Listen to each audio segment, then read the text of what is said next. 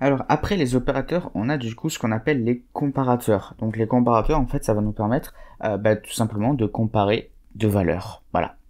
Aussi simple que ça. Donc du coup, ça c'est utile, hein, notamment quand on veut vérifier voilà une certaine condition, on veut vérifier que il y a bien deux valeurs qui sont identiques pour pouvoir faire exécuter quelque chose ou les valeurs sont différentes, n'importe quoi. Donc du coup, comment ça fonctionne? Alors on a plusieurs comparateurs. Tout d'abord, on a le comparateur égal, ou plutôt double égal. Comment faire si on veut vérifier que deux valeurs sont identiques? Alors, on va créer deux variables, ok, A et B à nouveau. Et là, du coup, on veut vérifier que ces deux valeurs sont égales. Donc, on peut pas faire A est égal à B. Enfin, si on le fait, on va pas vérifier. On va pas du coup comparer que on va pas comparer si A est égal à B, en fait. Là, on va juste affecter à A la valeur de B. Donc ça va poser problème. Et en fait, ce qu'on va faire, c'est qu'on va faire un double égal. Voilà, comme ceci. Et là, ça va nous renvoyer false. Alors là, ça va nous renvoyer ce qu'on appelle du coup des booléens, ou des booleans en anglais. Pas trop sûr de la prononciation, mais bon, passons. Donc en fait, ça va nous renvoyer soit une valeur true ou false. Donc 0 ou 1. Donc ça a que deux valeurs possibles en fait, un booléen. Et donc du coup, là, ça nous renvoie la valeur false pour nous dire que A n'est pas égal à B. Parce que oui, 5 n'est pas égal à 4. Donc c'est plutôt logique, vous voyez. Du coup, pour pouvoir comparer deux valeurs, pour vérifier si les deux valeurs sont égales, il faut utiliser du coup le double égal. Il me semble qu'on peut faire ça aussi avec les chaînes de caractères. J'ai jamais trop utilisé, donc c'est pour ça que j'ai un petit doute. Si on met J, voilà comme ça, on va voir. Ouais, c'est bon, ça fonctionne.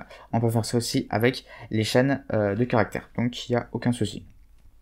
Ok, on va rester sur des nombres, c'est un peu mieux.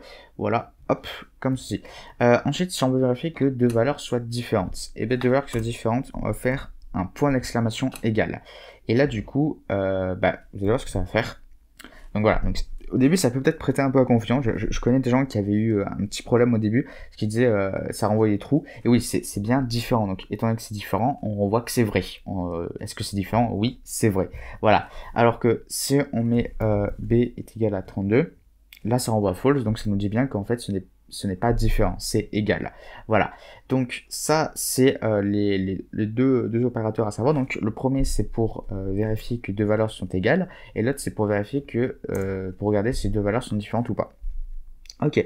Ensuite, on va utiliser des signes en fait qu'on a déjà en maths. C'est les signes supérieurs et inférieurs. Voilà. Donc on regarde si A est strictement supérieur à B. Bah, c'est false évidemment parce que 32 n'est pas strictement supérieur à 32.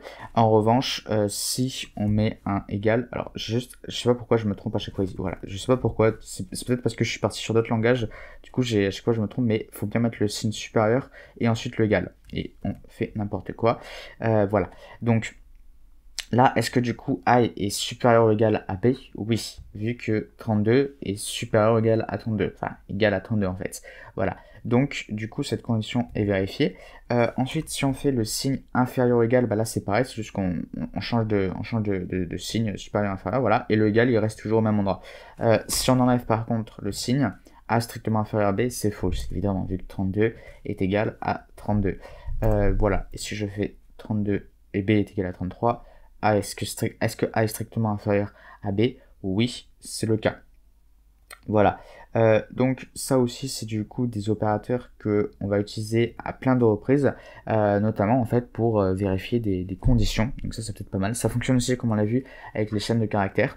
Et donc du coup, c'est principalement eux qu'on va utiliser. Donc le signe, le double signe égal, le signe différent. Donc celui-ci.